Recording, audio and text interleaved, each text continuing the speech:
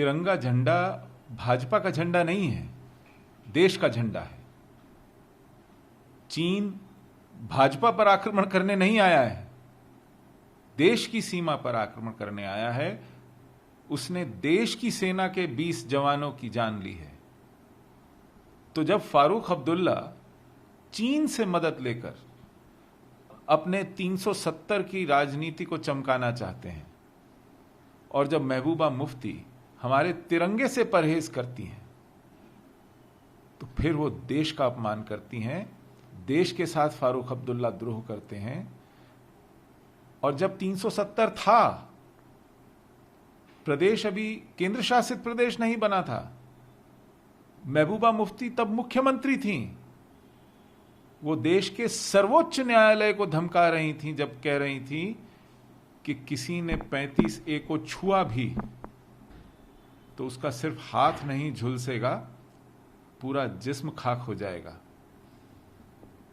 तो आज तक इन्होंने जो कुछ कहा है, किया है, उसको कोई भूलेगा नहीं, वो भूलने लायक है भी नहीं। वो इस देश के आत्मसम्मान पर, इस देश की सुरक्षा पर, इस देश की एकता पर और इस देश की जो जान है तिरंगा, उस पर एक आघात है। अब ये चाहे कुछ भी सफाइयां देते फिरें, लेकिन इनके जो दिल में, इनके जो दिमाग में जहर भरा है, घृणा भरी है, उसको पूरे देश ने देखा है। देखिए, जब 370 था तब कौन से चैन से बैठे थे?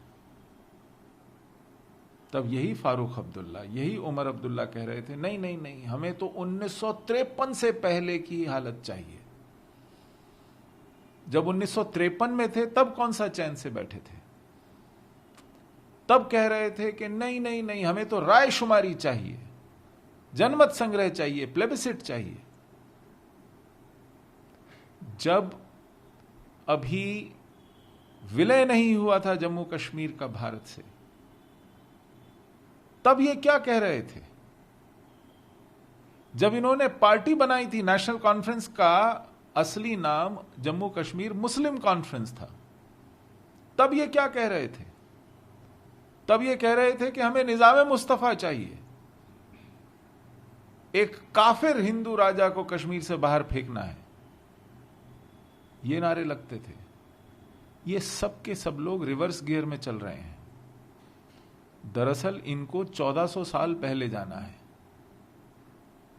इनके मैनिफेस्टोज में, इनके भाषणों में ये शरिया वाले लोग हैं। ये इस देश पर जिहाद के हामी हैं, और हमारे संविधान की और इस देश की और तिरंगे की जब झूठी शपथ खाते हैं तो केवल सत्ता में आने के लिए, ताकि सत्ता में रहकर देश को भीतर से कमजोर कर सकें। ये इनकी असलियत है। ये डिमांड भी की है कि कार्रवाई होनी चाहिए जिस तरीके का अपमान तिरंगे का हुआ। कार्रवाई की मांग भी भाजपा की ही है, और कार्रवाई भी भाजपा की सरकार को ही करनी है। तो वो किससे मांग रहे हैं और क्या मांग रहे हैं मुझे समझ में नहीं आता। मैं तो इतना सा सवाल पूछना चाहता हूं कि आपने कुछ महीने इनको 5 स्टार कंफर्ट में अपने अपने घरों में नजरबंद रखा, तो फिर बिना शर्त रिहा क्यों किया? नजरबंद करते वक्त आपने लोकसभा में, राज्यसभा में इन पर गंभीर आरोप लगाए थे। आपने एक आरोप पत्र दाखिल क्यों नहीं किया? इन पर श्वेत पत्र क्यों नहीं लाया? इन पर मुकदमा क्यों नहीं चलाया? इनको सजा क्यों नहीं दी अपने किए की? ये आप ही का कहना था कि इन्हीं परिवारों ने लूट खाया है कश्मीर को, इन्हीं परिवारों ने कश्मीर को बर्बाद कर दिया है, जिहाद के हवाले कर दिया है। तो फिर इनको हम लोगों पर खुला क्यों छोड़ दिया गया? आज ये सार्वजनिक रूप से जहर उगल रहे हैं।